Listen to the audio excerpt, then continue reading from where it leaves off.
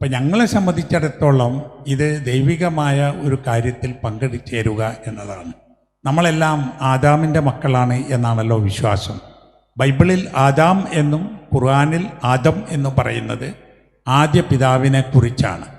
അവരുടെ മക്കളാണ് ലോകത്തുള്ള എല്ലാ മനുഷ്യരും, ഇതുവരെ ഉള്ളവരും ഇനി വരാൻ പോകുന്നവരും. ഒരു മനുവിനെക്കുറിച്ച് ഭാരതീയ തത്വശാസ്ത്രങ്ങളിലുണ്ട്. ആദ്യത്തെ ഒരു മനുഷ്യനായി മനുവിനെ പരിചയപ്പെടുത്തിയത് ഞാൻ വായിച്ചിട്ടുണ്ട്. അപ്പോൾ ഈ നാട്ടിലുള്ള മുഴുവൻ മനുഷ്യരും, ഹിന്ദുക്കളും ക്രിസ്ത്യാനികളും മുസ്ലിങ്ങളും മറ്റ് മതവിഭാഗത്തിൽപ്പെട്ടവരും മതമില്ലാത്തവരും ഒക്കെയും ഒരാദ്യ തുടക്കത്തിൽ ഒരു പിതാവിൻ്റെയും മാതാവിൻ്റെയും മക്കളാണ് എന്നതുകൊണ്ട് നമ്മുടെ കഷ്ടപ്പാടുകൾ നമ്മുടേത് എല്ലാവരുടേതുമാണ്. ഇവിടെ എനിക്ക് മുമ്പ് സംസാരിച്ച ഫാദർ അലക്സ് പറഞ്ഞു നമ്മൾ കഷ്ടപ്പാടുകളിൽ കൂടെ നിന്നവരാണ് എന്ന്.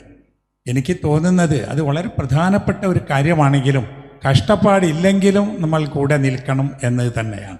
അങ്ങനെ നിന്ന് പോരുന്നവരാണ് നമ്മുടെ നാട്ടിൽ കേരളത്തിലുള്ള ജനസമൂഹം എന്ന് നമുക്കറിയാം. എനിക്കിവിടെ വന്ന് ഈ വിലങ്ങാട് പള്ളിയും അതുപോലെ ഈ പള്ളിയുമൊക്കെ കാണുമ്പോൾ ഒരു ഇരട്ടി സന്തോഷമുണ്ട്. കാരണം നമ്മൾ ഒരു പിതാവിൻ്റെ രണ്ട് താവഴിയിലുള്ള മക്കളാണ്. അബ്രഹാം പ്രവാചകൻ്റെ ഇസ്ഹാക്ക് ആ പരമ്പരയിലാണ് യേശു ക്രിസ്തുവും മോശസും ഒരുപാട് പ്രവാചകന്മാരും വന്നിട്ടുള്ളത്. അവരെയൊക്കെ മുസ്ലിങ്ങൾ ആദരിക്കുന്നു.